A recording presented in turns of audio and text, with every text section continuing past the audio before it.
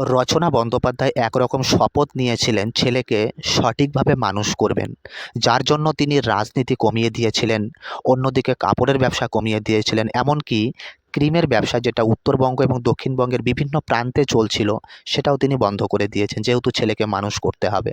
কিন্তু গত বছর দুর্গাপূজার সময় সেই রচনা বন্দ্যোপাধ্যায়ের ছেলে এমন কিছু কাণ্ড করেছিল যেটা সত্যি অনেকটাই লজ্জার বিষয় ছিল।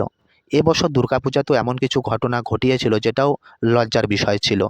আপাতত 10 দিন ধরে সে বাড়িতে ছিল না। রচনা বন্দ্যোপাধ্যায়ের সঙ্গে মাঝে দেখাও হয়েছিল এবং কথাও হয়েছিল। কিন্তু কয়েকদিন ধরে রচনার সঙ্গে যোগাযোগ হচ্ছে না, তাকে ফোনেও পাওয়া যাচ্ছে না।